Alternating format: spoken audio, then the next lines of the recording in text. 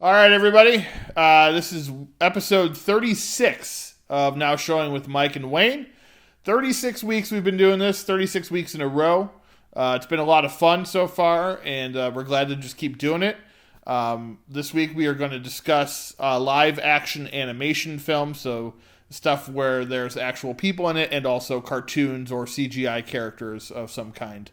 And we're going to just kind of go through. We don't have back and forth this week between me and Wayne. We're just going to kind of talk about a few that we really like.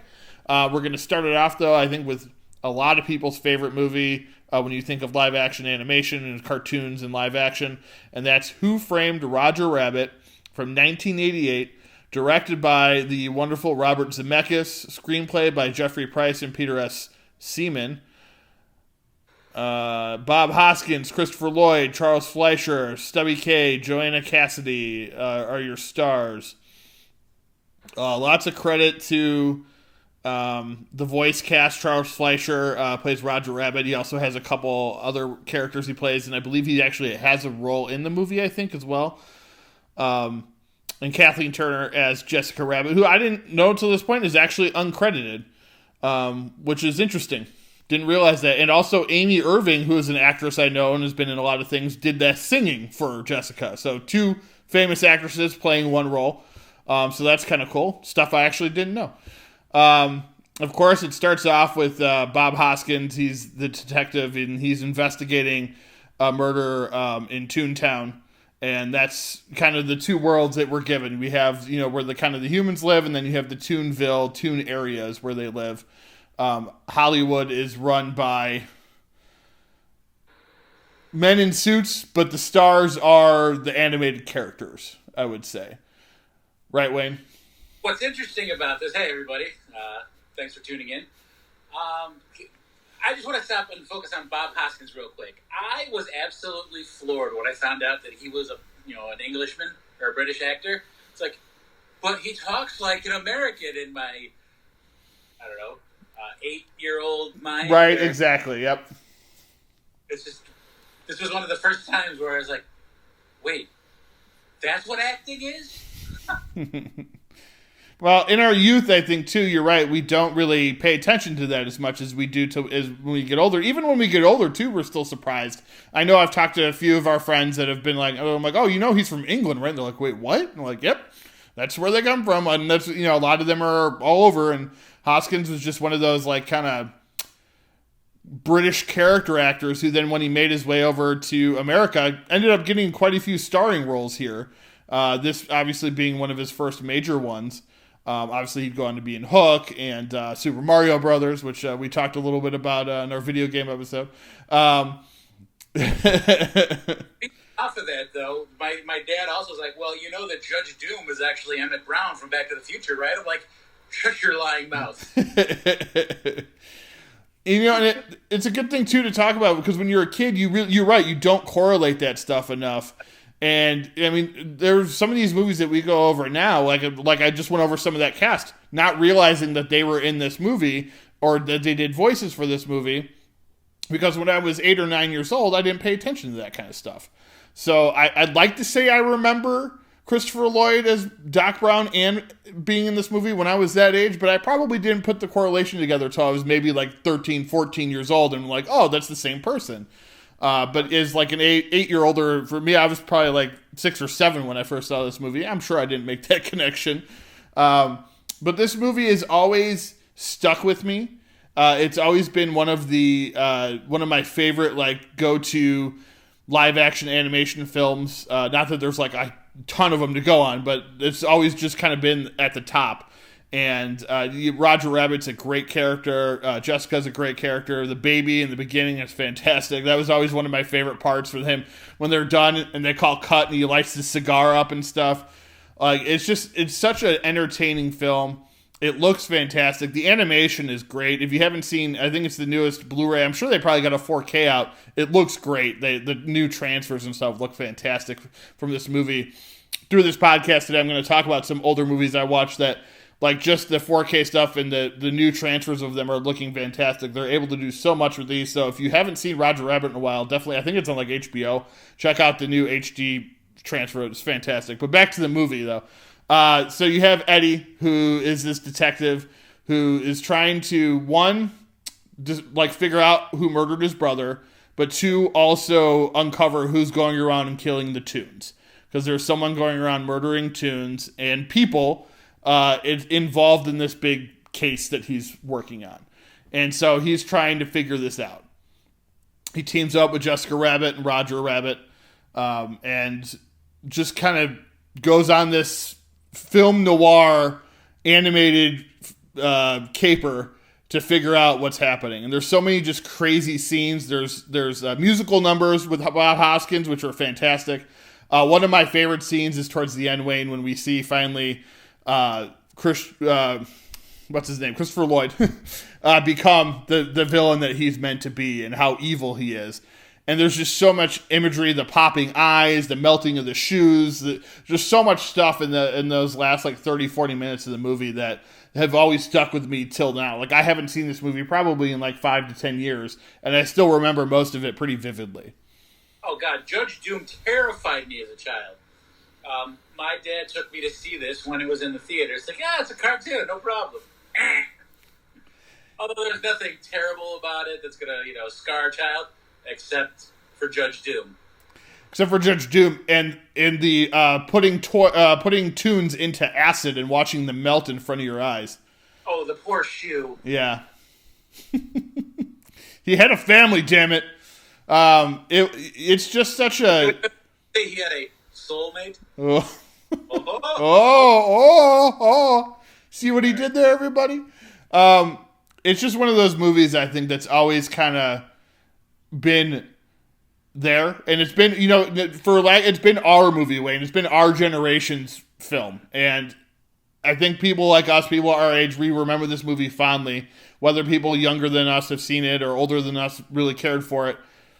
It's always been a movie that's, I think, struck a chord with people in our generation, and I'm glad to hold it high because it's such a great flick. It really puts most of the other movies we're going to talk about probably to shame, but they are also pretty good or good in their own ways or interesting for at least trying different things. Because not all these movies I'd say that I'm going to talk about specifically are good, but there are reasons why we should talk about them. Our people and our generation. I just think of the line from Sons of Anarchy. Jack says, "You are all very seriously disturbed people." Yes. A little bit because we enjoy this stuff. Yes, well, and it's a good example, a good thing for this movie too, because this movie is dark. It's not necessarily scary, but it is a darker movie for a kids movie, and I think. Again, when we were younger, we used to get a lot more darker kid movies than they do today. Not that, what we're going to review today should necessarily have been a dark movie, but I could just think of so many more movies that we had that were darker, that were kid movies, where nowadays if it's darker, it's usually PG-13, so it's meant for a little older kids. But back in our day, PG-13 was relatively new. So a lot of the, is it going to be R? Well, it's not bad enough to be R. It's PG. So you get something like Jaws PG, Ghostbusters PG, where if you look and watch those movies, they're very, the language, even in Roger Rabbit, there's a lot of sexual innuendos in Roger Rabbit. So, there's all this stuff that was in these kids' movies when we were younger that they don't have in the kid movies today necessarily, unless you're talking like Shrek or something. You can't. You're not going to have a baby Herman in anything for a kid. Oh no way. Not that and have it be PG because there's just no way. But if you're one of those people that haven't seen this movie, you really need to see Who Framed Roger Rabbit. It's fantastic. If you know it, you'd probably know the story at this point. Again, it's a film noir live action animation. And I love film noir specifically. So I think this is probably I could say this probably started me on my film noir kick and why I like those type of cop films. And it's weird that it's one about an animated rabbit, but it hits a lot of those notes. All right, so moving on, we are going to talk about some other stuff. Like I said, there's no real order here. Wayne, do you remember the movie Cool World?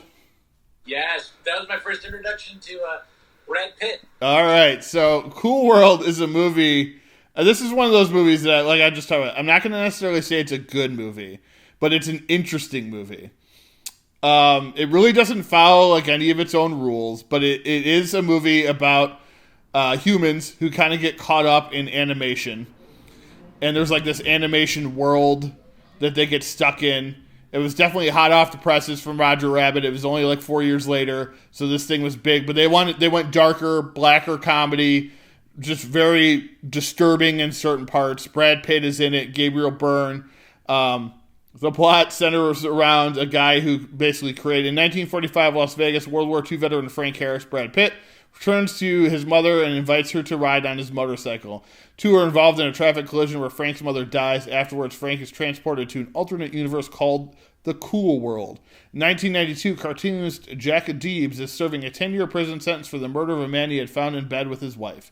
During his sentence, he has visions of Cool World and the female fatale Hollywood, spelled Holli space Would, played by the lovely Kim Basinger. Jack spends his sentence creating a series of comics based on his visions. Meanwhile, Frank has become a detective in Cool World and keeps his eye on Holly to ensure that the two dimensions do not intertwine. Shortly after his release from prison, Jack is transported into Cool World and smuggled into a local nightclub by Holly and her henchmen, the Goons. So it's basically this world that Jack created in his mind, but it becomes reality, like at the same time that he's in prison. So it's a weird kind of way to get to where it gets to, and it's a very bizarre and strange movie, but I still enjoyed it. And I haven't, now, that being said, I haven't seen it in probably at least 20 years, if not longer.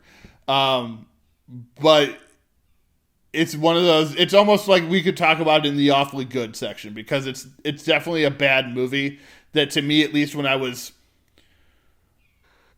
9-10 years old, was entertaining. I probably shouldn't have been watching it, even though it's only PG-13, I think. But there's a lot of like sexual innuendos and sex jokes, and now you're not supposed to sleep with the tunes, because if you sleep with them, then you're going to become one or something. Like, so there's this whole, it's going to like ruin the world. It's just a strange little movie. I think it's on like Amazon Prime, so if people want to check it out, we don't need to go in depth into this one. I just wanted to mention it. Wayne, do you have any thoughts on Cool World? I remember not being allowed to watch it, so when I got the opportunity to, I remember being incredibly disappointed. Yeah. Just check out its stats. It's got a 4% on Rotten Tomatoes. Yep. A 4.9 on IMDb and a 28% on Metacritic. So, however, 77% like the movie. So, hey. That's all that really matters. Available on Prime. I don't know if I'm going to take the time to revisit it, but I definitely remember seeing the commercial from, like, oh wow, that guy, the Brad Pitt character, he looks cool, and that was my introduction to who he was. And right, exactly, yeah. That was kind of like, for us, that was when he became noticeable, because it was something, at least it may not have been super kid friendly, but it was, it was a cartoon, so like we saw his face and we're like, oh, this guy. And then after that, we start noticing him a lot more in other movies and other previews and trailers and whatnot. And so it's weird that Cool World is our introduction to Brad Pitt. But that's probably honestly what it was. Because I don't remember, saw Thelma and Louise back in the day, but I don't remember watching it when it first came out. So I'm sure I saw that a couple years later, after Cool World was already out. All right, so Wayne, I'm going to let you take the lead on this next one, but I'll announce it here. The Mask in 1994, starring Jim Carrey, directed by Chuck Russell, a.k.a. Charles Russell. Starring Jim Carrey, Peter Rieger, Peter Green, Amy Yasbeck, Richard Jenny, and introducing everybody, Cameron Diaz. Take it away, Wayne. The actress? Yeah, Jim Carrey is... I'm not sure exactly when the transition occurred, but he was coming off some success in. This was his. Here, I'll jump in real quick. This was his year. So this year he had Ace Ventura, The Mask, and Dumb and Dumber all in 1 year. He blew up like no other, and it was all three movies like directed at our an our generation type thing. All three movies directed towards us. And so this is why he was my biggest, like, I was his biggest fan for probably like 15, 20, I'm still a big fan, but I wouldn't say I'm his biggest fan anymore. Probably 15 years because of that year coming off of In Living Color. He then did Ace Ventura, The Mask, and Dumb and Dumber in 1 year, people. That's 1 year of 3 massive, like, blockbuster hits. Yeah, I'm just looking at this right now. We need to do a Jim Carrey episode. Oh, we will, for sure. Nostalgic right now looking at this, but yeah, I just think about Jim Carrey and the Mask and when when '94 happened and he was in all of this stuff. It's like, hey, it's Fire Marshal Bill, and it's the guy that makes fun of Vanilla Ice in A Living Color, and it has several other characters that he portrayed. Yeah, this was just out of the blue from right field for me. It's like, oh, I like this guy. He makes me laugh. What the heck is going on? Why is his face green? And then, of course, just it brings out your natural inhibitions and the power of the mask and whatnot. And yeah, I just remember watching this over and over again because we got same here. Yep. And I had it on VHS. I bought the DVD. I now have it on digital. I mean, it was a classic in my household for me as a kid. All his movies were, but this one specifically, I watched this one a ton. I saw it in theaters when it came out, just as I did his other movies that year and future movies. This one was fun because, it was pre-Space Jam, which is where we get our first Looney Tunes live-action movie. And it was basically a live-action Looney Tunes movie without the Looney Tunes, right? Like, it had the big eyes. It had a lot of the humor that you would get from those TV shows, but with real people. So it was like something we had never seen before, because it's different than Roger Rabbit. The main character throughout the whole movie is Jim Carrey and The Mask. So he's the one that has all those weird cartoon abilities, and where, like Roger Rabbit, we did have that with the Dr. Doom character towards the end, but throughout most of the movie, you're not seeing that. This is the main character is, his eyes are popping out of his head, his heart's jumping out, he's turning into a dog face. Like, there's so many things in this movie that were expanded the live action animation thing to something we had never seen before, I think. Yes, and The Mask started me on my repetitive use of one-liners from movies. I went around all the time going, "Smokey." Yeah. So got me. It's like, and I can wonder, how did I have any friends? I was so annoying.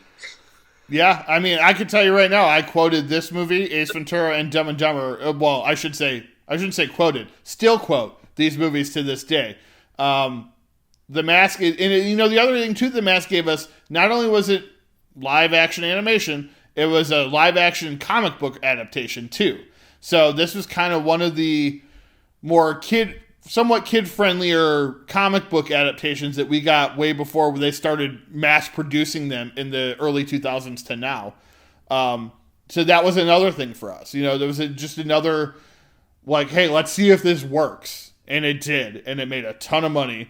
And they unfortunately made a crappy sequel without Jim Carrey, which, why you would do that, I have no idea. There has been rumors or talks that they're going to possibly do a sequel with him, or that they're going to revisit this product at some point, which I would be interested in, especially with the way the effects are and stuff today. But this will always, again, because of Jim Carrey, hold a special place in my heart, and just a special time in my life of basically becoming the movie fan that I am today. This was a part of that. This was seminal in that happening. So for some of you probably are like, well, I wish that didn't happen, but hey, you know what? Go to hell. All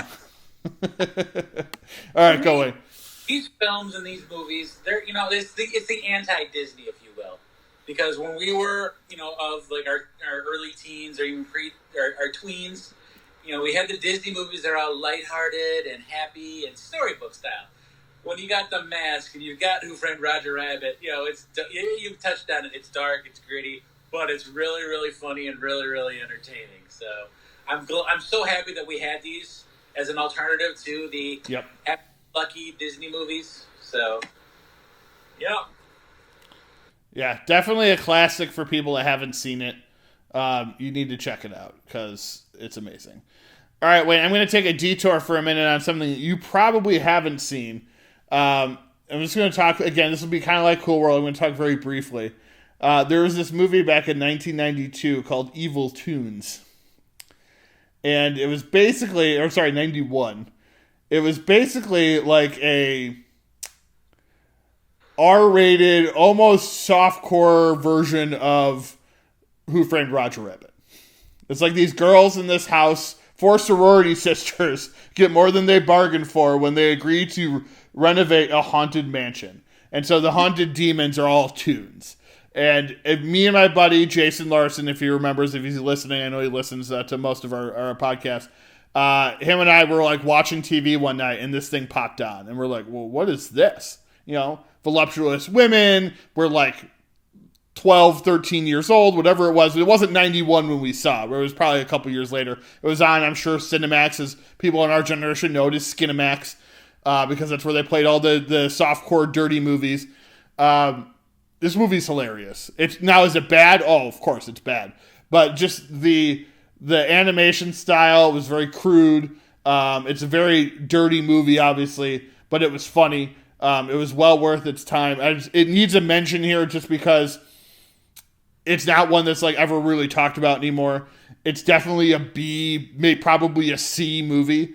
David Carradine is in it. Dick Miller is in it. He's a big horror actor who passed away recently. So those are your 2 big names that are in it. Everybody else is pretty unknown. But it was just one of these. It was a live-action adult animated comedy horror B movie. This is what it's described as. Directed by Fred Olen Ray. It's a light spoof of traditional haunted house films. That's all from Wikipedia what I'm looking at. Obviously, the intention was somewhat spoofing Who Framed Roger Rabbit, I think, but doing it as more of a horror film. So if you haven't seen this movie, I can't really find it anywhere. I recommend trying to find it. I'm sure you can find it on the websites where you stream movies and stuff if you go there. But like for Amazon or anywhere, it's not anywhere to be found. Evil Toons, everybody. If you're into these kind of stupid, weird B horror films, you have to see it. If you're not, then you don't have to see it. But that's just one thing I wanted to talk about. We're going to jump right from that into another one I know Wayne wanted to get into, Mars Attacks. Yes. Another, I guess star-studded or great cast. You got Jack Nicholson, Pierce Brosnan, Sarah Jessica Parker, Annette Bening, Glenn Close, Danny DeVito, Martin Short, Michael J. Fox, Tom Jones, Natalie Portman, Lucas Haas, Jack Black. Jack Black. I know I'm missing folks and leaving them out. I was just excited to hear that everybody that I've known, liked from other movies, is going to be in something together. So here's the rundown of the story. Here's the storyline. It was a normal day for everyone until the President of the United States, Jack Dale, played by Jack Nicholson, announces Martians have been spotted circling the Earth. The Martians land and a meeting is arranged, but not everything goes to plan. And the Martians seem to have other plans for Earth. Are they just misunderstood beings, or do they really want to destroy all of humanity? Question mark.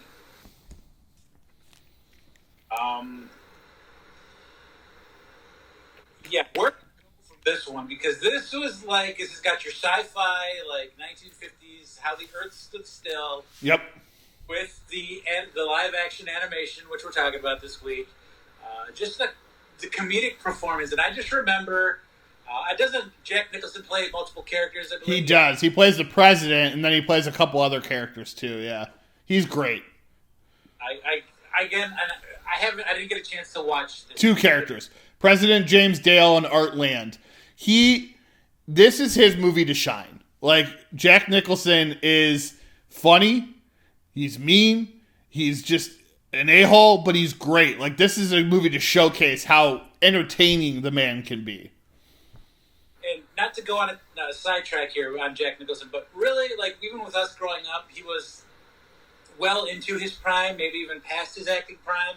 I mean, we knew him from The Joker and Batman, and from this. Then as good as it gets comes around, and it's like, wow, Jack Nicholson. My parents had always talked about it. I never really had watched any of his like critically acclaimed stuff. Obviously, The Shining was one of the first ones that I saw where he was actually in his prime. It's like, oh my god, this guy's amazing. Yeah. Yes, but this Mars Attacks is the first time like I really experienced a film and just being completely blown away by the aspects of it. In the sense that, like, with animation or whatnot, I should say, it's like, wow, this is really crazy. Like, the Martians obviously don't speak English, but they make these weird little noises. Yeah. And, it's just a very highly entertaining film. And I just think about it now and die laughing. Yeah, it's a classic. It's great. It's Tim Burton at his best, being Tim Burton. The animation stuff is something he was always wanting to do. So it's great that, even though he produced Nightmare Before Christmas, he didn't direct it. So then he finally got to do Mars Attacks, where he got to add a lot of the animation style stuff into a live action movie, and it worked. There's the parts where they have the heads of the actors on like little alien dogs, or even just I think regular dogs, actually, right? It's such a crazy movie on what they were able to do, who they were able to get to be in it, because at the time, like Michael J. Fox, Sarah Jessica Parker, Jack Nicholson, Glenn Close, these were all big actors in this goofy movie made for people our age at the time. I'm sure adults like that. It had that 1950s alien feel to it. Like that was what they were going for. The stuff that Tim Burton kind of grew up on. Now, I didn't realize, just looking at it, the director of Repo Man, Alex Cox, apparently was going to make this movie back in the 80s, and it got put on hold, and then Tim Burton got a hold of it, and it became what it was. It probably isn't one of Tim Burton's most successful movies, but I think it probably is one that has not only maintained its fan base, but it has grown its fan base because of how just so weird and genre specific it is. And how many people are now kind of open to bizarre and weird movies, like in certain genres, and this one kind of fits right in there. And it's a comedy, so people can laugh at it. Like I said, you get a go-for-broke performance from Jack Nicholson, which is always appreciated in these types of movies. Because whenever you look at these movies, especially back when we were growing up, Wayne, they were kids' movies, right? So you could think like, oh, an actor really doesn't care. He's just doing it for the money. We're going to talk about that coming up, too. And in this specific moment, like, he could have phoned it in. He could have done a cheaper performance and been fine, because it was set up mostly as a kid's film. Yeah. But he didn't. And he gave a typical Jack Nicholson performance in two different roles, and it was fantastic. And he did such a great job that, like, I'm sure it made people from our generation seek out his older stuff that we hadn't maybe seen before, because of how good he was in just this, kids to young adult film. That's always nice to see when you get someone who puts in a nice performance in a movie that doesn't necessarily need it. Kind of like Hoskins in Roger Rabbit. Like, he was nominated for that role. That's how good he was, So Nicholson to give that type of performance in this movie, I think is just something cool to see, along with all the other actors involved as well, too. When you talk about the performances and stop and think about the acting ability that they need to do, because if I don't know how much green screen was involved, when Roger Rabbit, I don't even know if that was even a thing back then. It may not have been. Yeah, it may just have been like adding the animation in later. So it's like, a lot of times it's green screen and they're talking to a tennis ball and a stick. It's like, and just being able to act, and have that type of ability, it's really mind blowing when you actually stop and think about it. It's like, yeah, all right. Yeah, not everybody can do it. I've seen some movies that, and I see some actors, and the actors I like, and they're in a green screen type movie, and you're like, could have got somebody else. And then you see Will Smith do it. Will Smith is the master of acting in front of a green screen. He can act against nobody better than anybody I've seen.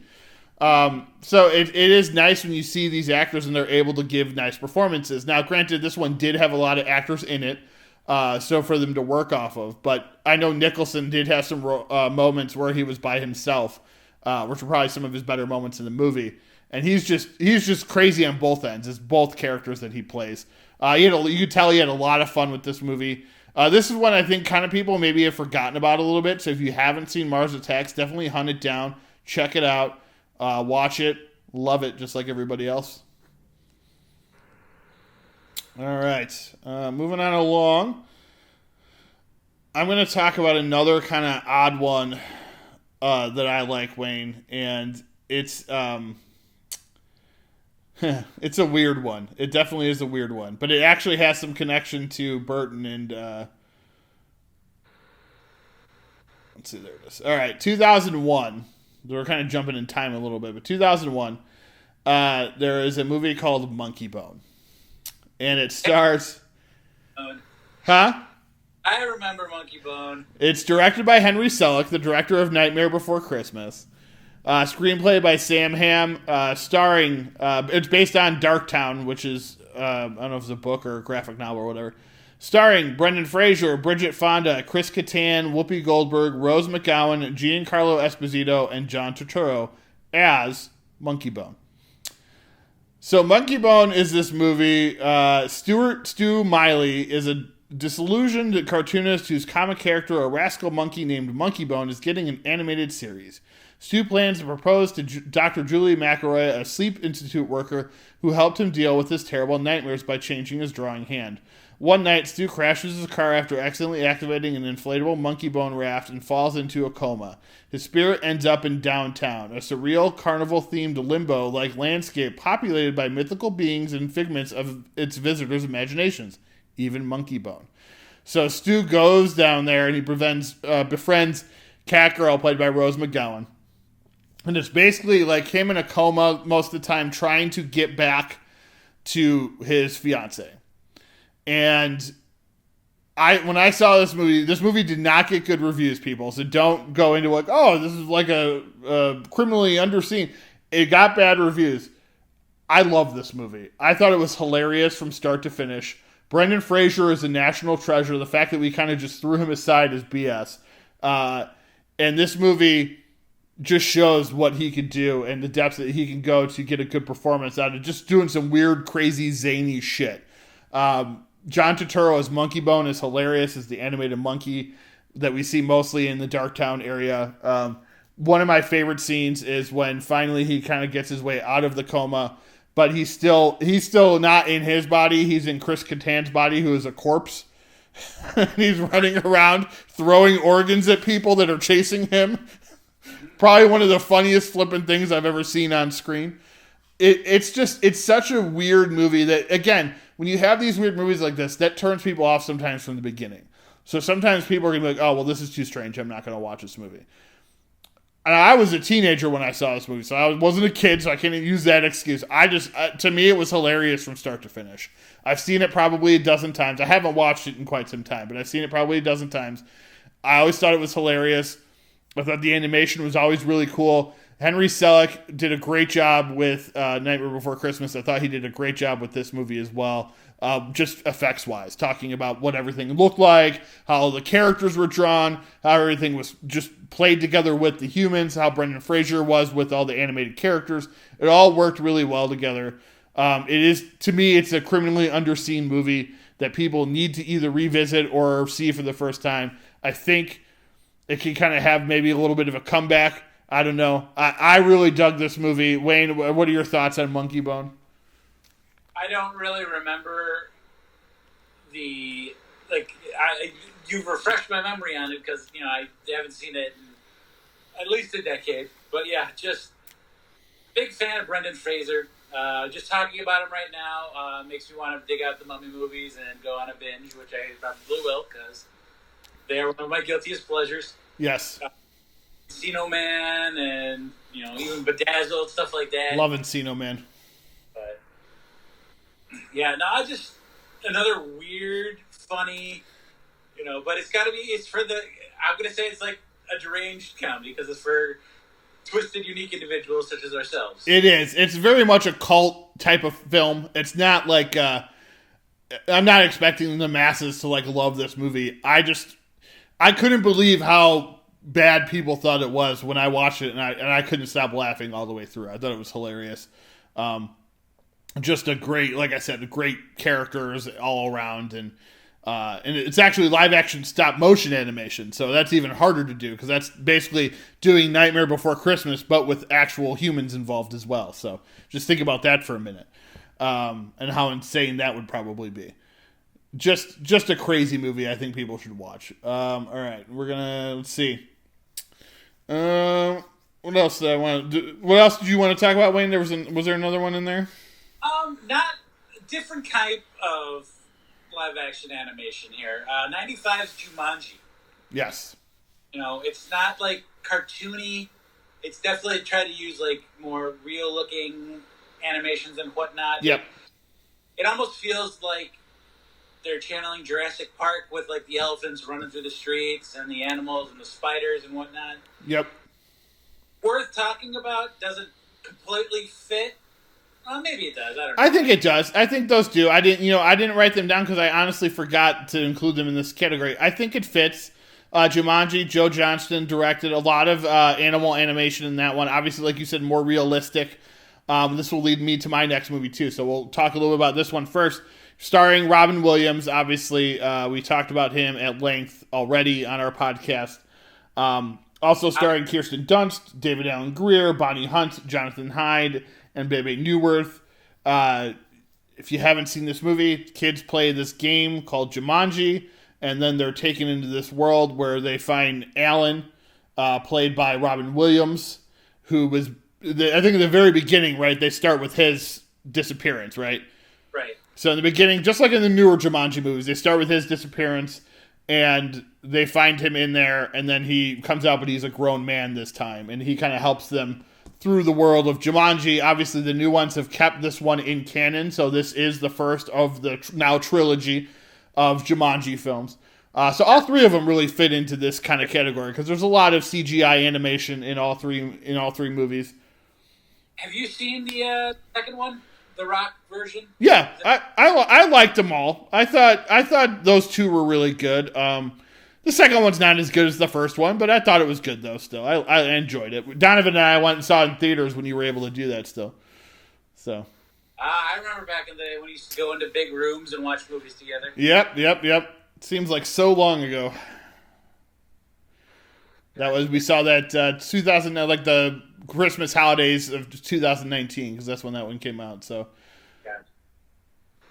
But yeah, I mean, Jumanji, again, that's another one that's our generation. We started this one.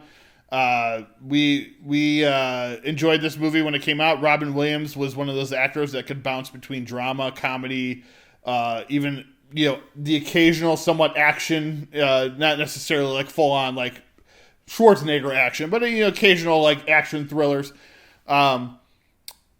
And this, definitely is one of those seminal Robin Williams classics that I think a lot of people go to. A lot of people remember him for.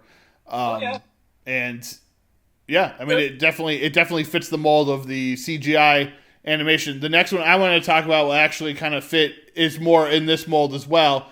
And that is the most recent movie that Jon Favreau directed, not The Lion King, the one before that. So, from 2016, The Jungle Book. I love this movie. I love the original Jungle Book. It was directed by Jon Favreau. This movie is so badass. I was not expecting it to be as good as it was. I went and saw it in the theater. I took Donovan. I think I was back when I was still in Chicago, so I was with my sister and my mom and stuff. Just a great voice cast: Bill Murray, Ben Kingsley, Idris Elba, Lupita Nyong'o, Scarlett Johansson, Giancarlo Esposito, and Christopher Walken. Neil Sethi plays Mowgli, who was great and did wonderful around all these CGI characters. Favreau, they really found a great actor for this role. The scene where they go up against King Louis, played by Christopher Walken, is amazing. Probably one of my favorite scenes put to film in the last 10 years or so. There's so much going on in that scene that it's just insane. It's such an insane scene, and Walken plays it spectacularly, as only Christopher Walken can. It was such a mesmerizing movie when I saw it. And again, like I said, I was so shocked to like it as much as I did. But when I came out of it, I was like, wow, I love this movie. It mixes the CGI and the human element very smoothly. And yeah, go ahead, Wayne.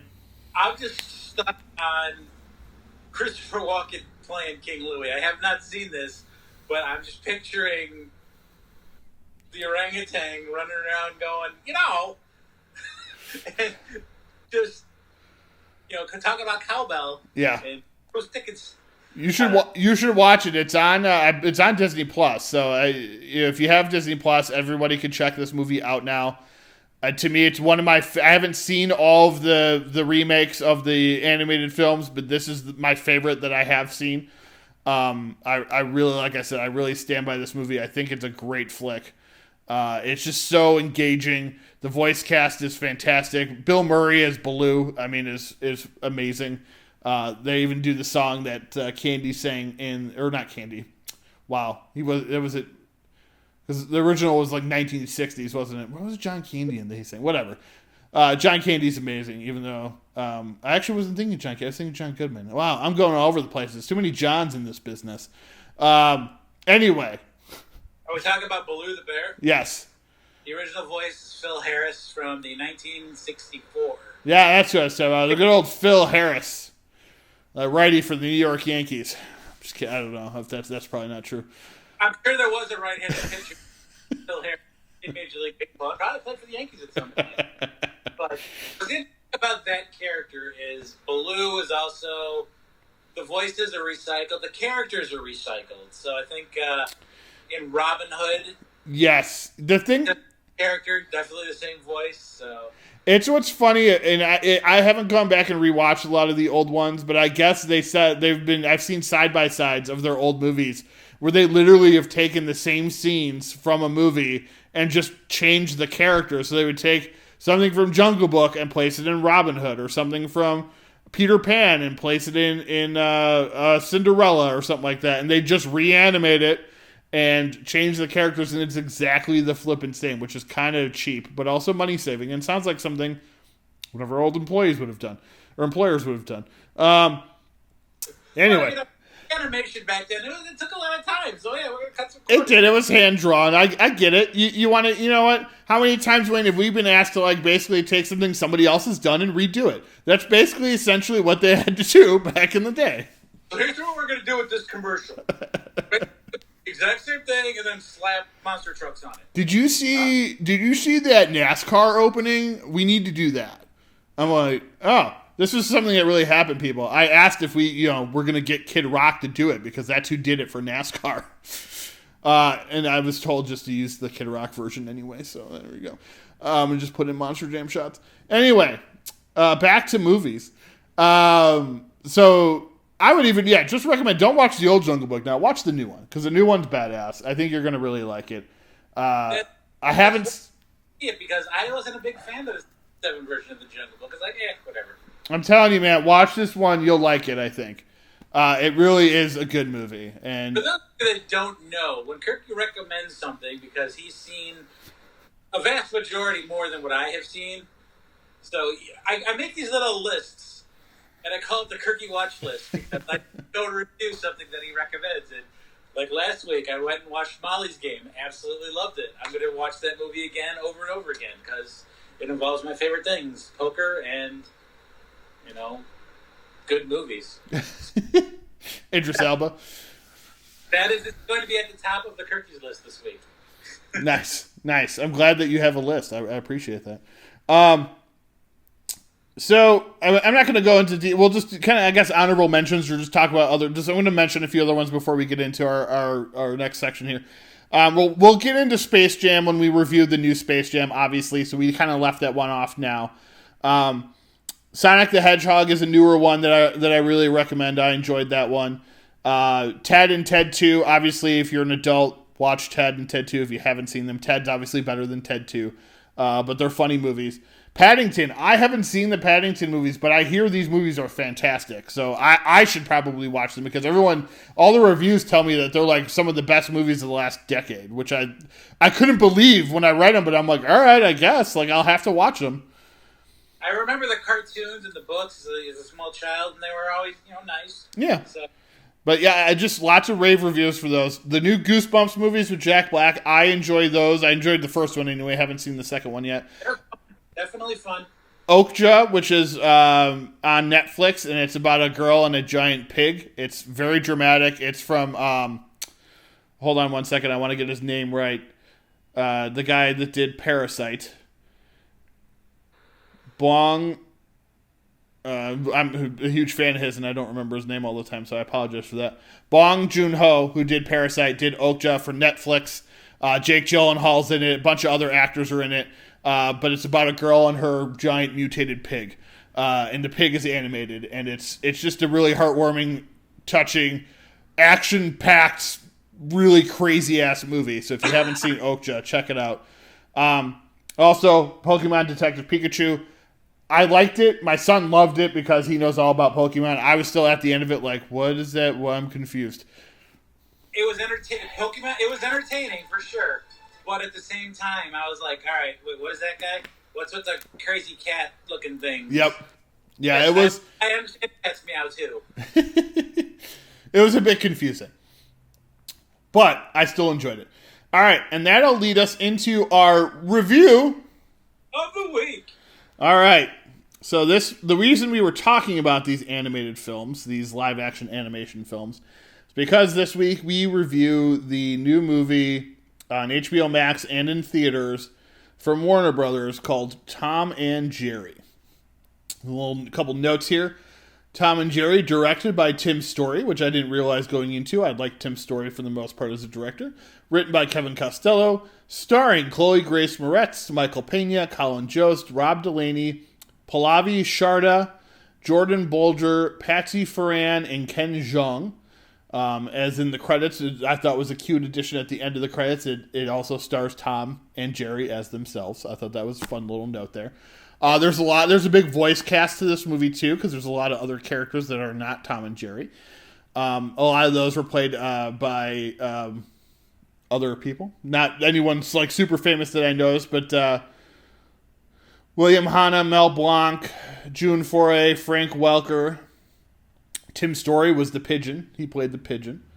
T-Pain is Tom's singing voice, which happens at some point in the movie. Nicky Jam plays Butch. Bobby Cannavale plays Spike. Lil Ray Howery from Get Out plays Tom's shoulder devil and shoulder angel, which was one of the funnier parts of the movie. Yeah, I definitely like the little throwbacks, like when Tom is flying around and he flies up to the moon, like in the first Batman. Yeah. Yes. Okay, so to start with this movie, it starts with Tom and Jerry, and they're fighting, and Tom runs into Chloe Grace Moretz's character, who's like walking through the park. She does laundry for like a gym or something, I think is what it is, for like a workout facility, and she gets fired because she dropped all the laundry all over the street. So she doesn't have a job. So she's looking for work, and she ends up getting in at this hotel by lying about her resume, pretending to be somebody else, basically. You know, she's really herself, but she uses someone else's resume to. I was looking for a different word, but yeah, that's fine. Resume to get the job, and she ends up having to remove Jerry from this hotel, and she hires Tom as her assistant to help her move. Now, some things I liked about this movie. First off, the animation looked really good. It looked just like the old Tom and Jerry, obviously, with the little updates. What I liked about it, though, was that all the animals, Wayne, were animated. I thought that was a good place to go, because then it takes away that, well, why aren't they thinking it's weird that these animals are animated? When all of them are animated, that kind of goes out your brain. You're like, oh, well, this is just common knowledge to them that this is how all the animals in their world look. So I liked that aspect of it. I loved the soundtrack. A lot of hip-hop, a lot of great beats, just all the way through the entire movie. I was like, who did this soundtrack? I want this guy to do my life, because it was just every song, and I didn't even know most of the songs. But every time a song came on, I'm just like bobbing my head, like, yeah, I feel this song. And I'm like, no, not feeling it. No.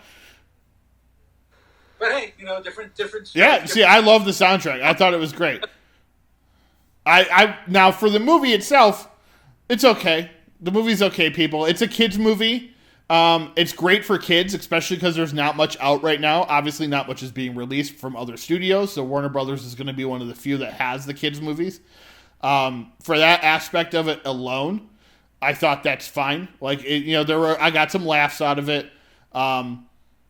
As a film, though, it's kind of structured. It's a little slow at times, especially it is a little off-putting when Tom and Jerry don't speak for long parts of time, and there's nobody else in the movie at that moment, because you're just kind of like, huh, okay. You're just like watching them do crazy stuff, which is fine. But it could have been better, I think. Wayne, what are your initial thoughts? I appreciated what they're trying to do, but Tom and Jerry really works best for me in their little 7 to 10 minute cartoons. Yep. And I think they kind of try to break this down into different little sections, a bunch of little cartoons back to back to back, and they're all linked together. But yeah, kids will love it. Yes. Enough for parents not to be completely, bored out of their mind or annoyed. And there are nice throwbacks to and it's childhood. It's not a complete garbage movie by any sense. So you're not going to be like, oh my god, what am I watching? It's just not what I think we've come to expect from certain movies. Like recently, like we just mentioned, Sonic the Hedgehog and Detective Pikachu. Those movies were actually good movies that I think people would enjoy watching. Where, like, on their own. Where this one is like, if you got kids, sit them down in front of the TV. They'll enjoy it for about an hour and 40 minutes. Chloe Grace Moretz is good in it. Like, she gave a nice performance. Michael Pena, I thought, was fine. I know people were like, oh, I can't believe he had to say these certain things. And people need to realize that actors are actors and they get paid to act. So, did Michael Pena ever have a problem saying any of his lines? Probably not, because he was getting paid for it, and this is his job. Yeah, his character was supposed to be off-putting and smarmy. Yes, exactly. And he said silly things, and that's part of the humor. When you do a kids movie, I think you expect that you're going to have to say some poop jokes or whatever, or do some weird things that you normally wouldn't do in maybe some of your other movies. So I just always find it funny when, like, people try to act like these actors are above, above certain roles. Like, would it be weird to see George Clooney in that role, or like someone on his same level? Probably. But Michael Pena is a character actor, so to see him in these type of roles, it's not something that I really think is that big of a deal. These guys got to get paid, and this is just the type of movie you do. Honestly, this is probably a paycheck movie, and it looked like, though, here again, what we talked about. People can phone it in when they do movies like this. He did not phone it in. He gave a good performance for the role and what it deserved. I do, and this is a negative, and we don't always like to be very negative on here, Colin Jost should not be an actor. They should stop trying to make him an actor. He's a comedian. He's good at that. He's not good at acting. The girl was good. The girl that played his fiance was really good. He was not good at all. I was really hoping for more of a Saturday Night Live type of his character on a Weekend Update, basically. Kind of fit it in, but no. Him basically not his best work. No, not at all. I do like the other main actor, though, Rob Delaney from Deadpool 2. He was fine. I thought he was funny. He was the manager of the hotel. He's always good for a chuckle here and there. But overall, if you're looking for something good to watch, definitely skip this movie. But if you're looking for something for the kids to enjoy, you could do worse.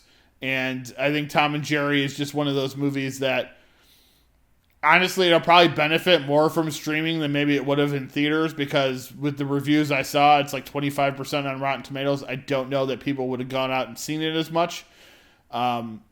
people like to say reviews don't matter, but people do look at those numbers, and a lot of times will make the decision whether they want to leave the house or not based on those numbers.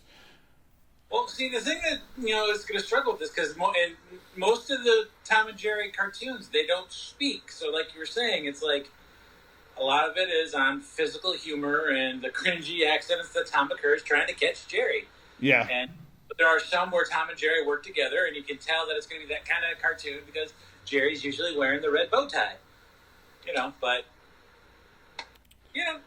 Yeah, exactly. So, I mean, it pulled in $13.7 million this weekend, which is on par for the new movies. A little under Wonder Woman, ahead of some of the other movies that came out recently. So, $38 million worldwide. It's fine for that. Like I said, you go watch it now on HBO Max for the next 30 days. Check it out if you got kids. If you don't have kids, there's not enough nostalgia to bring you in, I think, for a whole, like Wayne was saying, for like a whole hour and 40 minutes of what normally would be like a 7 to 15 minute TV show. So, yeah, that's our thoughts on it. I mean, if anyone disagrees, let us know. If you love this movie, let's talk about it. Like I said, I really love the soundtrack. It worked for me, but that was about really all that was working for me. I would rather just listen to the soundtrack than watch the movie again. But yeah, so it's on HBO Max, like I said. Go check it out if you want. We're going to move on to our next segment, which is Awfully Good or Just Plain Awful. This week's entry is more in the line of something that we reviewed previously on here. Some of you may remember Velocipaster. Yes. Well, this week was Manborg, which I bring up Velocipaster because, like Velocipaster, Manborg is a movie that knew what it was when it was being made. Didn't have much of a budget. It was trying to be a riff on 1980s, maybe early 90s, apocalyptic robot fair movies. So this one has lots of elements of like RoboCop to it. The post-apocalyptic part obviously feeds into the Terminator aspect of it. It's called Manborg, and it is directed by Steven Kostanski, who last week I talked about Psycho Gorman. So he's making his way now to like movies with bigger budgets. And for what this movie was, it's pretty impressive when you look at it, Wayne. Just the effects and stuff and how good they look, and some of the makeup effects and how good they look for what they had to spend on I mean, I don't know let's see if I can find out what the budget was. Okay, you ready for the production cost, Wayne? Yes, sir. Give me it. $1,000. $1,000 to make this movie. Now, when you see this movie, you'll be like, well, yeah, you can tell, because it's shot mostly on green screen. But I'm telling you, look at the special effects, look at the stop motion animation that he did. And Steven Kostanski did that all himself. He edited this movie, he directed it, and he did the special effects. The guy's got talent. And while Manborg is for a specific set of people, it's for people that enjoy watching bad movies made to be bad movies. It's just impressive to me to see what kind of work went into it on certain ends of it. And like most of the makeup and stuff is pretty bad. Like the one guy's mask is obviously a mask, but the main Dracula characters, these are like futuristic vampires people. Those are the villains in this movie. The main Dracula bad guy character, his makeup was fantastic. Now, they only showed him a few times because I'm sure that was probably hella difficult to get into, but it was pretty fantastic. And Manborg, while if you kind of stop and look at it, looks kind of cheesy, they did a good job of covering it up to make it look pretty realistic, I think, for the most part. Again, for $1,000 budget. Just kind of crazy to think what you can do with that little bit of money. When you have the ability to do other certain things. It starts off during this big war against the vampires, and this character is killed, and then he's taken by a doctor and brought into a lab and turned into a cyborg. That is Matthew Kennedy, and he plays Manborg. And when he wakes up, they're like, who are you? And he's like, I am Manborg. And so he becomes Manborg. And he has to earn the trust of the other prisoners that they're trying to help escape. I also loved Ludwig Lee, who plays Number One Man, and they dubbed his voice to spoof the Asian films with the voice dub and stuff. It was really funny, and a lot of the fight scenes and stuff too reminded me very much of like a Mortal Kombat style fight scene, like straight out of a video game, which I thought were really cool. Yes. Lots of cool things in this movie. Obviously, like I said, it's very cheaply made, very cheap looking, but they did what they could, and they kind of got an audience. And there's a reason this movie's still around, and people are, it's on Amazon Prime, like most of our awfully good movies. This one is, I think, something people should check out if they're interested in how to make a really low budget but still entertaining film. I enjoyed the hell out of it. It's cheesy, yes, it's bad, but it's enjoyably bad. So for me, it's an awfully good right off the bat. Wayne, what are your thoughts on Manborg? I was really impressed by just the look of it, like you touched on, and then to learn that they spent $1,000 making this is that is incredibly impressive. And, it knows what it is, and it embraces it. So, yeah, definitely awfully good. Yes. Hands down. Yeah, this is just one of those, every now and then I like to throw one in there that's supposed to be bad so that we kind of at least, if we haven't enjoyed ourselves a lot the last couple of weeks, it gives us one to really kind of dig into. Next week will probably be bad to just a regular old bad one. But we'll see. These movies, like I said, these types of movies I always find entertaining and fun. If you like this movie, you should watch Kostansky's The Void. It's a horror film, but it's basically been described as like this generation's Hellraiser. Really crazy movie. It's about it opening like portals and stuff, so very similar to kind of what he's already done with this movie. And he gets more money. So he gets more money thrown at him. He can do bigger, better looking things. And then like I said, Psycho Gorman, off the charts. One of my favorite movies of the year that I've seen so far. So this kid's going places. He's doing a series. He's going to be working on something. Let me see.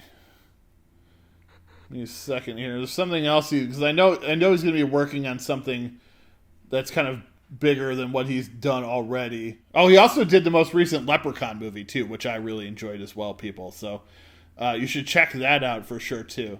He's going to be doing the new Day of the Dead series. I believe it's going to be like on the Sci-Fi Channel, so that's something to look out for too. I'm sure you'll get a lot of cool effects on that one. Day of the Dead is a zombie movie, obviously. If you haven't listened to our zombie episode where we talk about zombie films. All right, so moving on, Wayne. This week, for what I've watched this week, I want to talk about basically one main thing here. And this week, I went on an adventure. I like it. I went on an adventure, and I watched Godfather, Godfather Part 2, Godfather Part 3, and then Godfather Coda, The Death of Michael Corleone, which is the re-edited version of Godfather Part 3. So I watched all 4 movies this week. I had seen Godfather Part 1 and Part 2, so that was more just kind of going down memory lane, wanting to revisit those. Now, I had never, ever seen before Godfather Part 3. I had avoided it because people had told me how awful it was. And then I decided I had already bought the Coda Death of Michael Corleone, so I watched that as well. So I watched Godfather Part 3 basically twice in a span of less than 12 hours. Or 24 hours. The Godfather is one of the greatest mob movies ever made. If you haven't seen it, it's incredible. From start to finish, Al Pacino, Marlon Brando, John Gazelle, James Caan, and Talia Shire, Diane Keaton. Fantastic film. Everybody is fantastic in it. It's such a beautiful film to look at, too. All the places they shot, the scenery is fantastic. If you have CBS All Access, it's on. The first 3 are on there right now. They're coming off on March 8th because I'm pretty sure they're going up to Paramount Plus, which debuts next week. The new streaming service. The transfers, though, the updated versions they have on CBS All Access are incredible. They look amazing. You watching those movies, I did not feel like they were from 1972 and 1974. I thought that's what was crazy. Like, the only reason you realize it, because obviously Al Pacino doesn't look like that anymore, and Marlon Brando's dead. So you know that they're not from, and so is John Cazale. So you know that they're not from now. But they look like they were made like 5 years ago. Like, it's incredible on what they were able to do and how crisp and clean they were able to make those movies from so long ago. Now, Godfather Part 2 is always considered to be the best, and it is. Let me get that away. This isn't going to be me defending Godfather 1 as the best. Godfather Part 2 is the best movie in the series. Now, 1 is fantastic. 2, it just expands on so much. There's the Fredo business in it, which is obviously very emotional, very, very touching, and just hard to kind of handle if you really get into the movies. It's Michael becoming his father, essentially, which is what Kay, Diane Keaton's character, is afraid of. And it really does a good job to kind of set up what is going to be happening in the future when we get to Part 3. Now, Part 3... the biggest complaints about Part 3 were, the biggest complaint is Sofia Coppola. People hate her acting. Look, to be honest, she made the right choice. She's now an Academy Award-winning writer. So she's now gone and done better things. Virgin Suicides, Lost in Translation, obviously. I will say this, though. As a movie fan, her performance didn't bother me as much as it bothered some people. And I think because what it was is I've seen lots of like raw, unpolished performances before in movies that don't ruin the movie. I don't think she really ruined the movie for me. I actually ended up really liking Part 3. It's nowhere near as good as Part 2 or Part 1, but it's still, I thought, a solid movie in this series of films. The one thing that I would have changed, and that they didn't, I'll tell you, spoiler alert, they don't change in the re-edited version. And no one has told me about this for the 31 years this movie has been out. What was with the cousin incest love story? Why was that in the movie? She falls for Vincent, played by Andy Garcia, who's her first cousin. And like only Michael is like, yeah, no, that's weird and strange. Everybody else is like, she's in love. I'm like, what is going on? I'm like, why is this? Why did nobody tell me that there was an incest cousin love story in The Godfather Part 3? I was so like blown away by this. And I'm like, so many people focused on her performance. No one mentioned that part of it. I was like, what is going on? Such a strange storyline. And sir, we didn't talk of those things. Yeah. Now, I don't remember. I think it was AMC or somebody did a cut where they put all of the Godfather stuff in chronological order. It was very interesting to watch. HBO. Was it? It was HBO. And I remember watching that, 5 or 6 years ago, and I was like, okay, interesting to see everything in chronological order. I mean, it's easier to follow without all the jumping back and forth and whatnot, but... So what it did too for me, it reminded me that there are just movies that I need to watch on a regular, like not like every week, but like at least once every other year or so. Like I've seen Godfather Part 2. This is probably my third time. I probably should have seen it more than that as a movie buff. So I'm gonna try my best to like add movies in there to like, oh, I need to watch this at least once a year type of thing, because those movies are great. The first two are fantastic. Like I said, the third one, it's good. I really liked it, especially at the end and how it wraps up. The re-edited version. There's gonna be some spoilers here. I don't think it's really gonna make anything like too crazy for anybody. They mostly, so they changed the beginning a little. They add one of the scenes from the like the middle of the movie is now the beginning of the movie, and then they cut a bunch of the opera stuff out, Wayne, towards the end.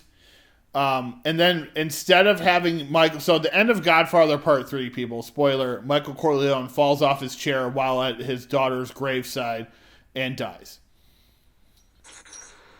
And in the re-edited version, he doesn't. It ends up with a close-up on his face. So it's like he still has to live with the fact that he was the reason for that happening. Now, what's interesting is the re-edited version is called The Death of Michael Corleone, which we don't actually see. So it was a very interesting title. That was Coda, The Death of Michael Corleone, according to Francis Ford Coppola, was the original title that him and Mario Puzo went to Paramount with. And Paramount said, well, we already had part 2, so we're going to call this one part 3. And this is the movie that we got. So they shortened the ending just a little bit. It's like 30 seconds maybe. Because it takes like 30 seconds for them to zoom the camera out, and then Michael falls off the chair and he's dead. Now, what I like about this series is very similar to what we talked Wayne about The Irishman. It's about having all that power, but then in the end, really having nothing. At the very end of this franchise, Michael he's left alone. He's left with nobody. He dies alone, and that's what. Like Irishman, it shows you like what this life is really going to lead out to be. Where we talked about some of the other mob movies, maybe make it a little more fun or more cool to live this life. Where The Godfather doesn't really do that, and I don't know if that's what threw people off too, and they didn't like it as much because of that. Like I said, I know the Sofia Coppola stuff bothered a lot of people, but just like. The ending, the wrap up, the button on the third film was so good. I thought that like when it was over, I was like, wow, like this is how it should have ended. I think maybe the time jump, because there's so many years in between, threw people off a little bit too. The one thing I loved Talia Shire in the third one. Connie was flipping great because she kind of like takes over the conciliary role of Tom, because I think Duvall just didn't want to return. So they kill off Tom Hagen. And she's basically Michael's conciliary, and she is ruthless. And I like her a lot in this role. The one thing that bothered me, though, is she had like 2 kids in the second movie, and they just don't come around anymore. So I thought it was kind of weird that they didn't have her kids in it. I did... Well, in a sense that, they don't want to be a part of the life of that. It is that. Their growth, or that character's arc from first movie, just being... innocent and privileged, and obviously know what happens to her character, and it, without going, it's been like almost 50 years, so I guess we could talk about it. She's a beaten, abused wife. Yeah, she's beaten, abused. Even though she is beaten and abused, her husband is murdered by Michael, and she's still upset that he's gone. But she gets over that, because at the end of the second one, she goes, Michael, I want to come back and live with you. I want to help you. And so that's what she ends up doing in the third one. She's basically his right hand. And she helps him groom Vincent, played by Andy Garcia, who is Sonny's bastard child from a relationship not with his wife. Which maybe... That movie that they kind of hinted at? Huh? Remember it during the wedding? Yes.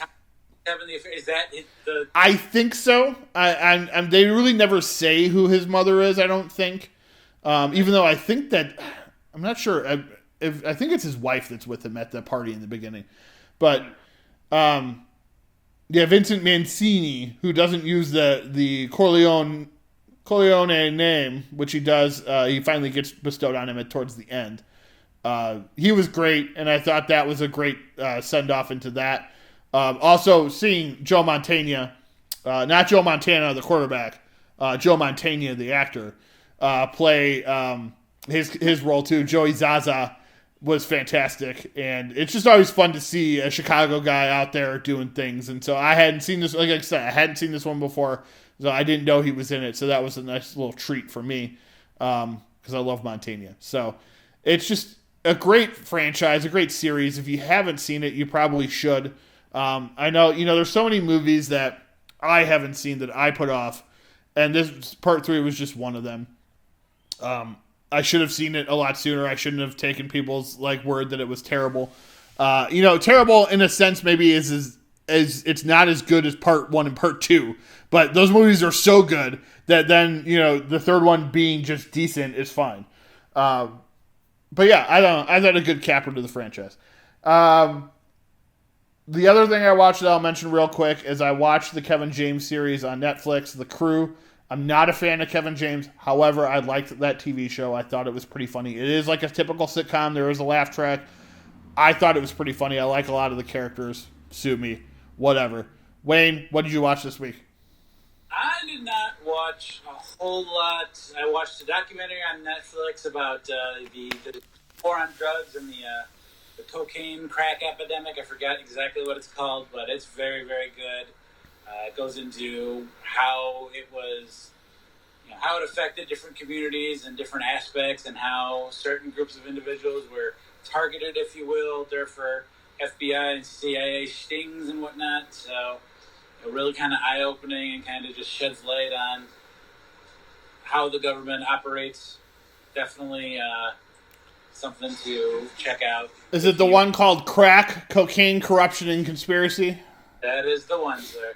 I remember because Netflix recommended that to me. I'm like, why is Netflix recommending I do crack? But just because they want you to be able to stay up and watch their Netflix catalog the entire night, so they want you to do some crack. You know what I really hate about Netflix? How everything plays when I'm just trying to scroll through and look at stuff. Yeah, it gets a little annoying. You could shut it off, I think. I need to figure out how to do that.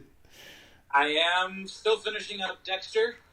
I am nearing the end of season 7, and even season 7 isn't bothering me as much as other people have complained about it.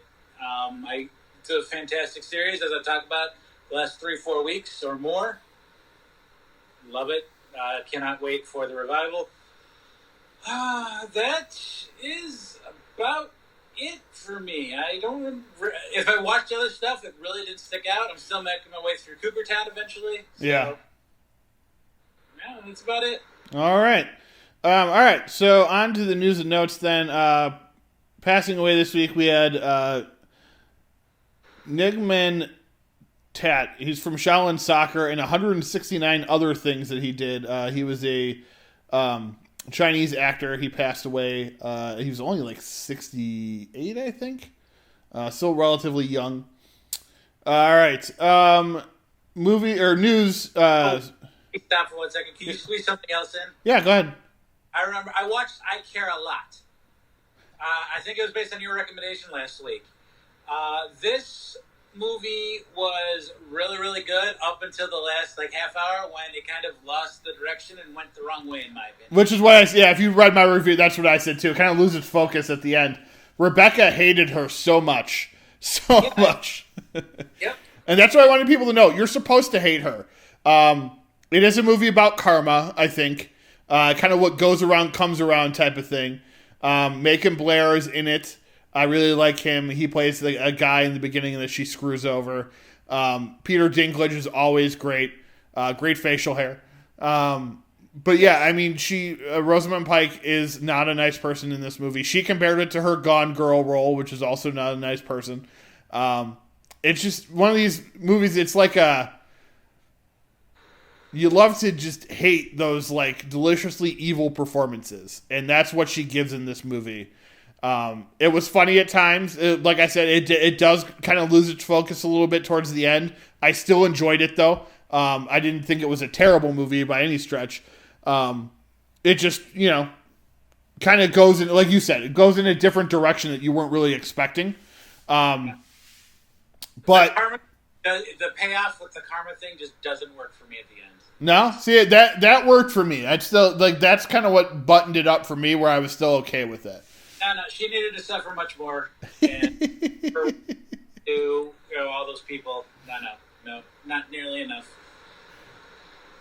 Yeah. So, but yeah. Anyway, I care. Vengeance. I Care a Lot now on Netflix. Check that one out. All right. So, news coming up for this week. What I got.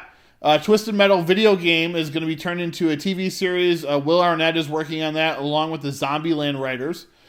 Magic Kingdom TV series coming to Disney Plus from Battlestar Galactica creator Ron Moore. It's going to be like a Magic Kingdom TV universe.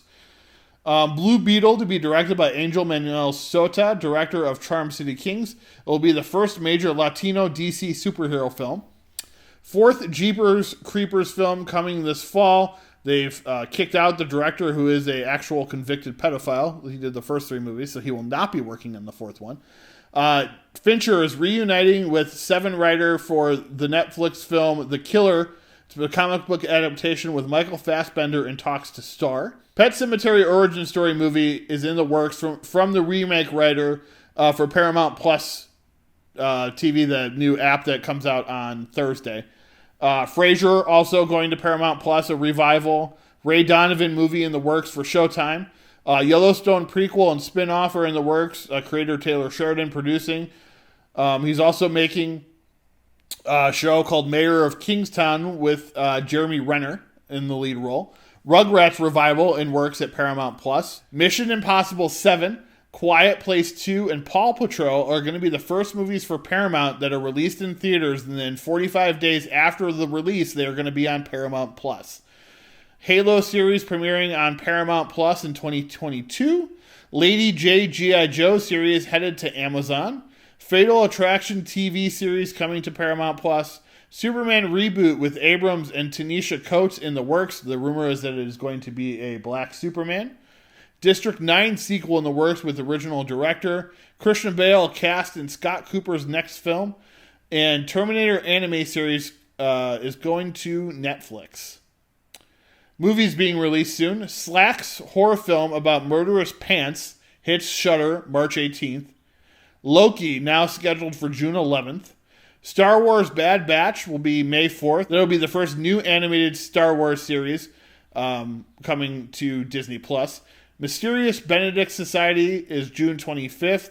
That is also Disney+. Monsters at Work, Disney+, will be July 2nd.